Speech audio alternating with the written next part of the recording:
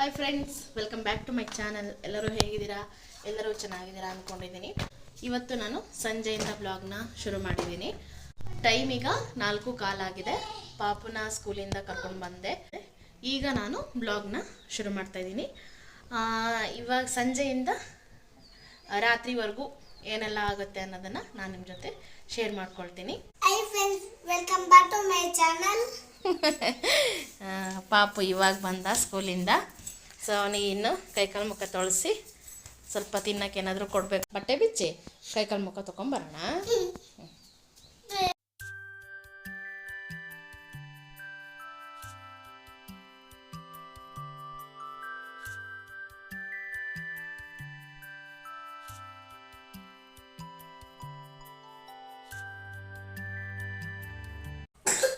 ಕ್ರಿಸ್ಮಸ್ಸಿಗೆ ತಂದಿರೋಂಥ cake friends. ಇದು new year celebrate ಮಾಡೋಕ್ಕೂ ಅಂತ ಒಂದು ಸಣ್ಣದೊಂದು ಇದೆ, ಅರ್ಧ kg ಕೇಕ್ನೇ ತಂದಿದ್ವಿ. ಕ್ರೀಮ್ ಕೇಕು ಎಲ್ಲ ಖಾಲಿ ಆಯಿತು.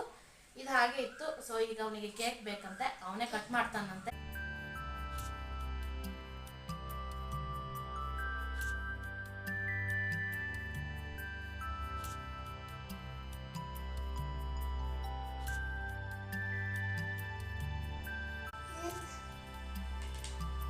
ಟೂಟಿ ಫ್ರೂಟಿ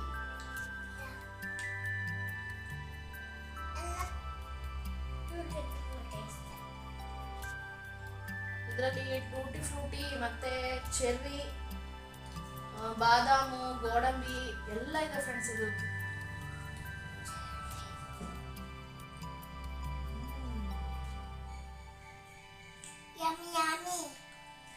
ಸೂಪರ್ ಆಗಿದೆ.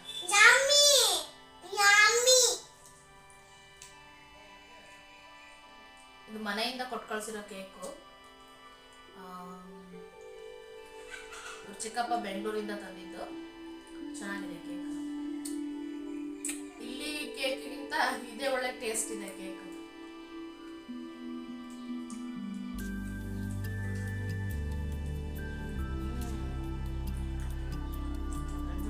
Dry fruits heavy dry fruits.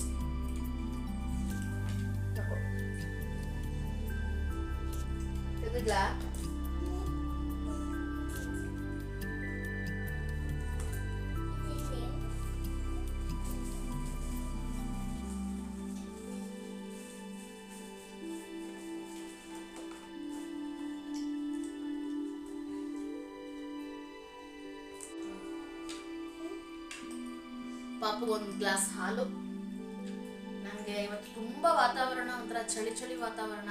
ಬಿಸಿಲೇ ಇಲ್ಲ, ಚಳಿ ಅಂದರೆ ಚಳಿ, ಸಿಕ್ಕಾಪಟ್ಟೆ ಚಳಿ ಫ್ರೆಂಡ್ಸ್. ಇಲ್ಲಿ ಬೆಳಗ್ಗೆ ಎದ್ದು ತಣ್ಣೀರ ಮುಟ್ಟಂಗಿಲ್ಲ, ಐಸ್ ವಾಟರ್ ಕೈ ಹಾಕಿದಂಗಿರುತ್ತೆ. ಸೊ ಇವತ್ತು ನಿನ್ನೆನೂ ಇದೇ ಥರ ವಾತಾವರಣ ಇತ್ತು. ಆದರೆ ನಾನು ನಿನ್ನೆ ಬಟ್ಟೆ ತೊಳೆದಿರಲಿಲ್ಲ, ನಾಳೆ ಬಿಸಿಲು ಬರ್ಬೋದು ಅಂತ ಹೇಳಿ. ಆದರೆ ಇವತ್ತು ಅದೇ ಥರ ವಾತಾವರಣ. ಮತ್ತು ಬಟ್ಟೆ ಇಟ್ಕೊಂಡು ಕುತ್ಕೊಂಡ್ರೆ ಇನ್ನೂ ರಾಶಿ ಆಗಿಬಿಡ್ತವೆ. ಇನ್ನು ತೊಳೆಯೋದು ನನಗೆ ಕಷ್ಟ ಆಗತ್ತೆ ಅಂತ ಹೇಳಿ ಇವತ್ತು ಸ್ವಲ್ಪ ಬಟ್ಟೆ ತೊಳೆದೆ. ಆದರೆ ಒಣಗಿಲ್ಲ ಬಟ್ಟೆಗಳು. ಇನ್ನು ಸಂಜೆ ಟೈಮಲ್ಲಿ ಇನ್ನೊಂದು ಸ್ವಲ್ಪ ಹೊತ್ತು ಬಿಟ್ಟು ಬಟ್ಟೆನೆಲ್ಲ ತೆಗೆದು ಈ ಒಳಗಡೆ ಹಗ್ಗ ಇದಾವಲ್ಲ, ಹಗ್ಗದ್ಮೇಲೆ ಹಾಕಬೇಕು ಫ್ರೆಂಡ್ಸ್. ಬಟ್ಟೆ ಏನು ಒಣಗಿಲ್ಲ, ಹೊರಗೆ ಹಾಕ್ಬೋದಾಗಿತ್ತು. ಆದರೆ ರಾತ್ರಿ ಟೈಮು ಬಟ್ಟೆನ ಹೊರಗೆ ಹಾಕಬಾರ್ದಲ್ಲ ಫ್ರೆಂಡ್ಸ್. ಹಾಗಾಗಿ ನಾನು ಎಲ್ಲ ಬಟ್ಟೆನೂ ತೆಗೆದು ಒಳಗಡೆ ಹಾಕ್ತೀನಿ. ನೋಡೋಣ, ಇನ್ನೊಂದು ಸ್ವಲ್ಪ ಬಟ್ಟೆ ಇದ್ದಾವೆ, ಬಟ್ಟೆ ತೊಳೆಯೋಕ್ಕಿದೆ ಇನ್ನೊಂದು ಸ್ವಲ್ಪ. ಅದನ್ನು ನಾಳೆ ತೊಳಿತೀನಿ. ಅಷ್ಟೊತ್ತಿಗೆ ಇವೆಲ್ಲ ಒಣಗ್ತವೆ. ನಾಳೆ ಒಂದಿನ ಇದೇ ಥರ ವಾತಾವರಣ ಇದ್ದರೂ ಕೂಡ ಬಟ್ಟೆ ಎಲ್ಲ ಒಣಗ್ತವೆ, ತೊಂದರೆ ಏನಿಲ್ಲ. ಆದರೆ ಇವತ್ತು ಸ್ವಲ್ಪ ಒಣಗಿಲ್ಲ ಅಷ್ಟೇ. ಹಾಗೆ ಇಟ್ಬಿಟ್ರೆ ಮತ್ತು ವಾಸನೆ ಬಂದ್ಬಿಡ್ತವೆ ಚೆನ್ನಾಗೂ ಒಣಗಲಿಲ್ಲ ಅಂದರೆ. ನಿನ್ನೆ ಸ್ವಲ್ಪ ಒಂದೆರಡು ಹನಿ ಮಳೆ ಬಿತ್ತು ರಾತ್ರಿ. ಆದರೆ ಚಳಿ ಇದೆ, ಅದಕ್ಕೋಸ್ಕರ ಒಂದು ಸ್ವಲ್ಪ ಹಾಲ್ ಟೀ ಮಾಡ್ಕೊಂಡು ಕುಡಿತಾ ಇದ್ದೀನಿ. ಪಾಪುಗೆ ಒಂದು ಸ್ವಲ್ಪ ಹಾಲು ಕೊಟ್ಟಿದ್ದೀನಿ. ಹಾಲು ಕುಡಿದು ಕೇಕ್ ತಿಂದು ಇನ್ನು ಆಟ ಆಡ್ತಾನೆ ಪಾಪು. ಅಷ್ಟೊತ್ತಿಗೆ ನಾನು ಮನೆಗೆ ರಾತ್ರಿ ಅಡುಗೆ ಎಲ್ಲ ಮಾಡಬೇಕು. ನಾನು ಹಾಲ್ ಟೀ ಕುಡಿದೆ ಒಂದು 2-3 ವಾರ ಆಗಿತ್ತು, ಕುಡಿದಿರಲಿಲ್ಲ. ಯಾಕೋ ಚಳಿ ಇದೆ ವಾತಾವರಣ. ಸೊ ಹಾಗಾಗಿ ಹಾಲ್ ಟೀ ಕುಡಿಯೋಣ ಅಂತ ಹಾಲ್ ಟೀ ಮಾಡಿಕೊಂಡು ಕುಡಿತಾ ಇದ್ದೀನಿ.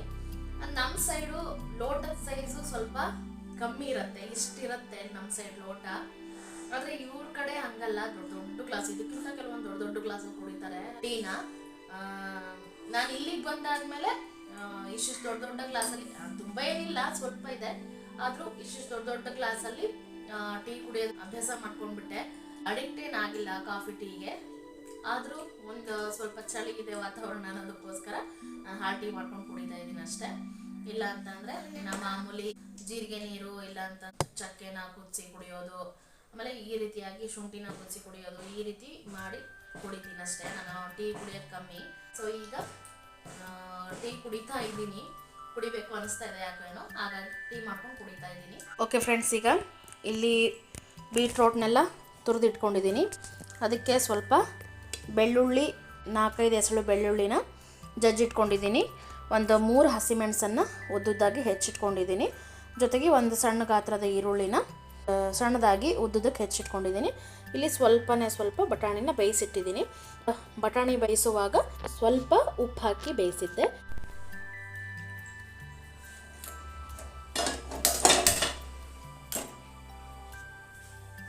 ನಾನಿಲ್ಲಿ ಒಂದು ಸಣ್ಣ ಬಾಣಲೆ ಇಟ್ಕೊಂಡಿದ್ದೀನಿ. ಬಾಣಲೆ ಬಿಸಿ ಆದ ತಕ್ಷಣ ಸ್ವಲ್ಪ ಎಣ್ಣೆ ಹಾಕ್ತಾಯಿದ್ದೀನಿ. ಸ್ವಲ್ಪ ಎಣ್ಣೆ ಹಾಕ್ತಾಯಿದ್ದೀನಿ. ಜಾಸ್ತಿ ಏನು ಎಣ್ಣೆ ಹಾಕಲ್ಲ. ಜಾಸ್ತಿ ಎಣ್ಣೆ ಆದರೆ ಚೆನ್ನಾಗಿರಲ್ಲ, ಪಲ್ಯ ಟೇಸ್ಟ್ ಹೋಗಿಬಿಡುತ್ತೆ. ಸೊ ಸ್ವಲ್ಪ ಎಣ್ಣೆ ಹಾಕಿ ಅದು ಬಿಸಿ ಆಗಲಿ. ಬಿಸಿ ಆದ ನಂತರ ಅದಕ್ಕೆ ಸ್ವಲ್ಪ ಸಾಸಿವೆ, ಸ್ವಲ್ಪ ಸಾಸಿವೆ ಹಾಕಿ ಅದೆಲ್ಲ ಸಿಡ್ದಾದ್ಮೇಲೆ ನಾನು ಹೆಚ್ಚಿಟ್ಕೊಂಡಿದ್ನಲ್ಲ ಇದನ್ನೆಲ್ಲ ಹಾಕ್ತಾಯಿದ್ದೀನಿ.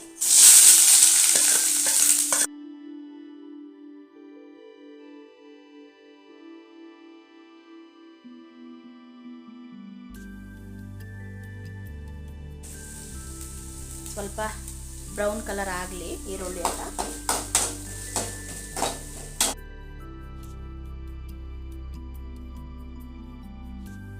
ಕರ್ಬೇವಿನ ಸೊಪ್ಪು ಹಾಕ್ಬೋದಿತ್ತು, ಆದರೆ ಕರ್ಬೇವಿನ ಸೊಪ್ಪು ಇಲ್ಲ ನಮ್ಮ ಮನೇಲಿ. ಕರ್ಬೇವಿನ ಸೊಪ್ಪಿಗೋಸ್ಕರ ಇನ್ನೊಬ್ರು ಮನೆಗೆ ಹೋಗಬೇಕು. ಅವರು ಏನೋ ಅನ್ನಲ್ಲ, ಕೊಯ್ಕೊಂಡು ಹೋಗ್ರಿ ಅಂತ ಹೇಳ್ತಾರೆ. ಆದರೆ ಪದೇ ಸಾಂಬಾರಿಗಾದರೂ ಅಷ್ಟೇ, ಪಲ್ಯಕ್ಕಾದರೂ ಅಷ್ಟೇ, ಒಂದು ತಿಂಡಿ ಮಾಡಲಿಕ್ಕಾದರೂ ಅಷ್ಟೇ ಕರ್ಬೇವಿನ ಸೊಪ್ಪನ್ನ ಪದೇ ಹೋಗಿ ಕಿತ್ಕೊಂಡ್ಬರೋದು ಸರಿ ಅನಿಸಲ್ಲ. ನನಗದು ಇಷ್ಟನೂ ಪದೇ ಇನ್ನೊಬ್ರ ಮನೆಗೆ ಹೋಗಿ ಒಂದು ವಸ್ತುನ ಕೇಳೋದಾಗಲಿ ತಗೊಂಬರೋದಾಗಲಿ ನಂಗೆ ಅಷ್ಟಿಷ್ಟ ಆಗಲ್ಲ. ಅದು ಸರಿನೂ ಅನಿಸಲ್ಲ. ಅದಕ್ಕೋಸ್ಕರ ನಾನು ಬೇಕೇ ಬೇಕು ಅನ್ನೋದಿದ್ದರೆ ಹೋಗಿ ಕಿತ್ಕೊಂಬರ್ತೀನಿ ಕೇಳಿ. ಇಲ್ಲಾಂದ್ರೂ ನಡೆಯುತ್ತೆ ಅನ್ನೋ ಐಟಮ್ಸ್ಗಳಿಗೆ ನಾನು ಯಾವುದಕ್ಕೂ ಕರ್ಬೇವಿನ ಸೊಪ್ಪನ್ನು ಜಾಸ್ತಿ ಬಳಸಲ್ಲ. ಮನೇಲಿ ಇದ್ದಿದ್ರೆ ಇಲ್ಲಿ ಬೆಳಿಬೋದಾಗಿತ್ತು, ಆದರೆ ಗಿಡ ಹುಟ್ಟಿ ಬರ್ತಿದ್ದಂಗೆ ಕೋಳಿಗಳೆಲ್ಲ ಇದ್ದಾವಲ್ಲ, ಕೋಳಿಗಳೆಲ್ಲ ತುದಿನೇ ತಿಂದು ಹಾಕ್ಬಿಡ್ತವೆ. ಸೊ ಹಾಗಾಗಿ ನಾನು ಯಾವುದನ್ನು ಬೆಳೆಯೋಕ್ಕೆ ನಂಗೆ ಅಷ್ಟು ಇಷ್ಟ ಆಗ್ತಾಯಿಲ್ಲ ಕೋಳಿಗಳ ಸಹವಾಸದಿಂದ. ನೋಡಬೇಕು, ಹಳ್ಳಿ ಕಡೆ ಹೋದಾಗ ತುಂಬಾ ಆಸೆ ಕನಸುಗಳಿದ್ದಾವೆ ಹಳ್ಳೀಲಿ ಎಲ್ಲದನ್ನು ಬೆಳ್ಕೊಬೇಕು ಅನ್ನೋದು. ನೋಡೋಣ ಯಾವಾಗ ಆಗುತ್ತೋ, ಯಾವಾಗ ಈಡೇರುತ್ತೋ ನೋಡೋಣ. ಇದಕ್ಕೆ ಸ್ವಲ್ಪ ಉಪ್ಪು, ಸ್ವಲ್ಪ ಅರಿಶಿನ,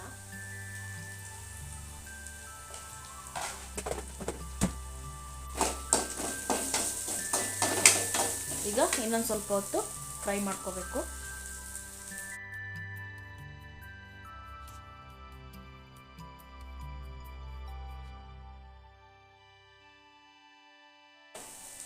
ಈಗ ಬೇಯಿಸಿದಂಥ ಬಟಾಣಿ,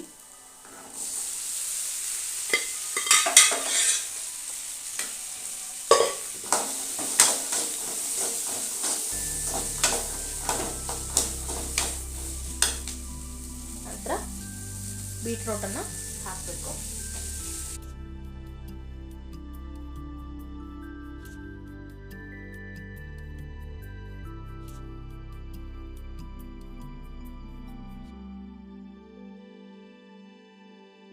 ಇದಿನ್ನು ಲೋ ಫ್ಲೇಮಲ್ಲಿ ಬೇಯಲಿ ಚೆನ್ನಾಗಿ.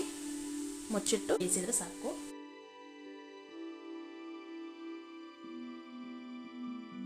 ಪಾಪು ಇಲ್ಲಿ ಆಟ ಆಡ್ತಾ ಇದ್ದಾನೆ.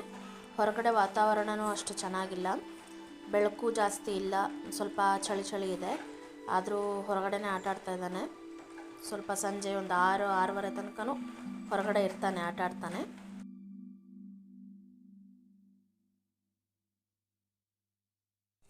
ಓಕೆ ಫ್ರೆಂಡ್ಸ್, ಈಗ ಪಲ್ಯ ರೆಡಿ ಆಯಿತು. ಇದಕ್ಕೆ ಬೇಕಿದ್ದರೆ ಕಾಯಿ ತುರಿ ಬೇಕಿದ್ರೂ ಹಾಕ್ಕೋಬೋದು. ಇಳಿಸೋ ಟೈಮಿಗೆ ಕಾಯಿ ತುರಿನ ಹಾಕಿ ಒಂದು 2 ಸೆಕೆಂಡ್ ಕೈ ಆಡಿಸ್ಕೊಂಡು ಆಮೇಲೆ ಆಫ್ ಮಾಡಿಟ್ರೆ ಸಾಕು. ಆಮೇಲೆ ಇದ್ರ ಮೇಲೆ ಕೊತ್ತಂಬರಿ ಸೊಪ್ಪು ಬೇಕಾದರೂ ಹಾಕ್ಕೋಬೋದು. ಫ್ರಿಜ್ ಇಲ್ಲದೆ ಇರೋದ್ರಿಂದ ಯಾವ ಸೊಪ್ಪನ್ನು ನಾನು ಬಳಸೋದು ಕಮ್ಮಿನೇ. ಸೊಪ್ಪು ತೊಗೊಂಡ್ರೆ ಬೇಗನೆ ಖಾಲಿ ಮಾಡಬೇಕು. ಕೊತ್ತಂಬರಿ ಸೊಪ್ಪನ್ನ ಮೇಲ್ಗಡೆ ಹಾಕ್ಕೊಂಡು ಇಳಿಸಿಟ್ಕೊಂಡ್ರೆ ಪಲ್ಯ ರೆಡಿ ಆಯಿತು. ಮತ್ತು ಸ್ವಲ್ಪ ಮೂಲಂಗಿ, ಒಂದು ಆಲೂಗಡ್ಡೆ, ಈರುಳ್ಳಿ, ಒಂದು ಸಣ್ಣ ಟೊಮೆಟೊ ಮತ್ತು ಸ್ವಲ್ಪ ಹೆಸರು ಬೇಳೆನ ಬೇಯ್ಲಿಕ್ಕೆ ಹಾಕ್ತಾಯಿದ್ದೀನಿ. ಸ್ವಲ್ಪ ನೀರು ಹಾಕಿ ಉಪ್ಪು ಎಷ್ಟು ಬೇಕೋ ಅಷ್ಟನ್ನು ನೋಡಿ ಹಾಕಿ ಇದನ್ನು ಒಂದು 3-4 ವಿಷಲ್ ಆಗುವಷ್ಟು ಕೂಗಿಸ್ಕೊಳ್ತೀನಿ. ಇದು ಇವತ್ತು ಮೂಲಂಗಿ ಮತ್ತು ಬೇಳೆ ಸಾರು ಮಾಡೋಣ ಅಂತ ಹೇಳಿ ಬೇಯಿಸ್ಕೊಳ್ತಾ ಇದ್ದೀನಿ.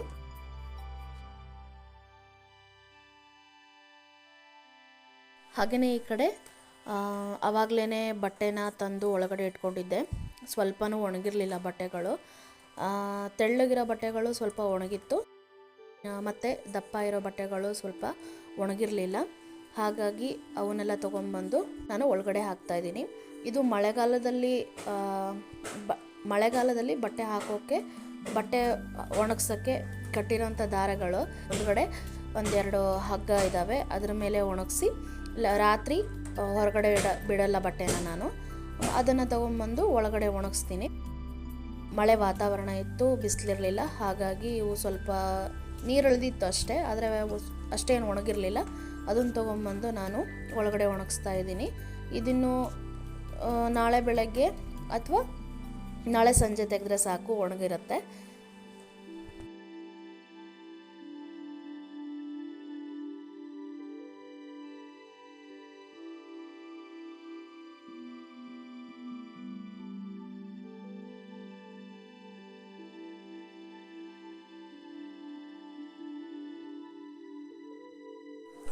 ಈ ಕಡೆ ಬಟ್ಟೆ ಎಲ್ಲ ಒಣಗಿಸಾಯಿತು. ಹಾಗೆಯೇ ತರಕಾರಿ ಬೇಯಿಸಿಟ್ಟಿದ್ದಕ್ಕೆ ಅದಕ್ಕೆ ಮಸಾಲ ಎಲ್ಲ ರುಬ್ಬಿ ಹಾಕಿ ಅದನ್ನು ಕುದಿಸಿ ಒಗ್ಗರಣೆ ಕೊಟ್ಟರೆ ಸಾಂಬಾರು ರೆಡಿ ಆಗುತ್ತೆ. ಹಾಗೆಯೇ ಪಕ್ಕದಲ್ಲಿ ಅನ್ನ ಕೂಡ ಆಯಿತು. ನಾನು ಬಾಯ್ಲ್ಡ್ ರೈಸ್ನ ಮಾಡ್ತಿದ್ದೆ, ಅದು ಖಾಲಿ ಆಗಿರೋದ್ರಿಂದ ನಾನು ರೇಷನ್ ಅಕ್ಕಿಯಲ್ಲೇ ಅನ್ನ ಮಾಡಿಕೊಂಡು ಊಟ ಮಾಡ್ತೀವಿ. ನಮ್ಮ ಮನೆಯವ್ರಿಗೆ ಇದು ಅಭ್ಯಾಸ ಇರಲಿಲ್ಲ. ನನ್ನ ಮದುವೆ ಆದಮೇಲೆ ರೇಷನ್ ಅಕ್ಕಿನ ಊಟ ಮಾಡೋಕ್ಕೆ ಶುರು ಮಾಡಿದರು ಪಾಪ ಅವರು. ನನಗೆ ಕುಚ್ಚಲಕ್ಕಿ ಅಷ್ಟು ಅಭ್ಯಾಸ ಇರಲಿಲ್ಲ ಊಟ ಮಾಡೋದು. ಇಲ್ಲಿಗೆ ಬಂದಾದಮೇಲೆ ಎಲ್ಲನೂ ಅಭ್ಯಾಸ ಮಾಡಿಕೊಂಡೆ. ಆ ಯಜಮಾನ್ರು ಕೂಡ ಬಂದು ಒಂದು ಅರ್ಧ ಗಂಟೆ ಕೂತ್ಕೊಂಡು ಮಾತಾಡಿ ಆಮೇಲೆ ಊಟ ಮಾಡ್ಕೊಂತ ಬಂದ್ವಿ. ಈಗ ಊಟ ಮಾಡ್ತಾಯಿದ್ದೀವಿ. ಹಾಗೆಯೇ ಬೆಳಗ್ಗೆ ಮಾಡಿದ್ದ ಇಡ್ಲಿ ಮತ್ತು ಚಟ್ನಿ ಇತ್ತು, ಅದನ್ನು ಕೂಡ ತಿಂದು ಆಮೇಲೆ ಊಟ ಮಾಡಿದ್ವಿ. ಇದಾಗಿತ್ತು ಫ್ರೆಂಡ್ಸ್ ಇವತ್ತಿನ ಬ್ಲಾಗ್. ನಿಮಗೆ ಇಷ್ಟ ಆಗಿತ್ತು ಅಂತಂದರೆ ದಯವಿಟ್ಟು ನನ್ನ ಚಾನಲ್ನ ಸಬ್ಸ್ಕ್ರೈಬ್ ಮಾಡಿಕೊಂಡು ಪಕ್ಕದಲ್ಲಿರೋ ಬೆಲ್ ಬಟನ್ನ ಪ್ರೆಸ್ ಮಾಡಿ. ಯಾರೆಲ್ಲ ಹೊಸದಾಗಿ ನನ್ನ ವಿಡಿಯೋನ ನೋಡ್ತಾ ಇದ್ದೀರಾ ಅವರೆಲ್ಲರೂ ದಯವಿಟ್ಟು ನನ್ನ ಚಾನಲ್ನ ಸಬ್ಸ್ಕ್ರೈಬ್ ಮಾಡ್ಕೊಳ್ಳಿ ಅಂತ ಕೇಳ್ಕೊಳ್ತೀನಿ. ನಿಮ್ಮ ಸಪೋರ್ಟು ನನಗೆ ತುಂಬಾ ಮುಖ್ಯ. ಪ್ಲೀಸ್ ನನಗೆ ಸಪೋರ್ಟ್ ಮಾಡಿ ಅಂತ ಕೇಳ್ಕೊಳ್ತೀನಿ ಫ್ರೆಂಡ್ಸ್. ಜೊತೆಗೆ ನಿಮ್ಮ ಅನಿಸಿಕೆ ಅಭಿಪ್ರಾಯಗಳನ್ನು ಕಮೆಂಟ್ ಮೂಲಕ ನನಗೆ ತಿಳಿಸಿ. Thank you for watching. Next ವಿಡಿಯೋದಲ್ಲಿ ಸಿಗೋಣ. ಅಲ್ಲಿ ತನಕ ಟೇಕ್ ಕೇರ್, ಬಾಯ್.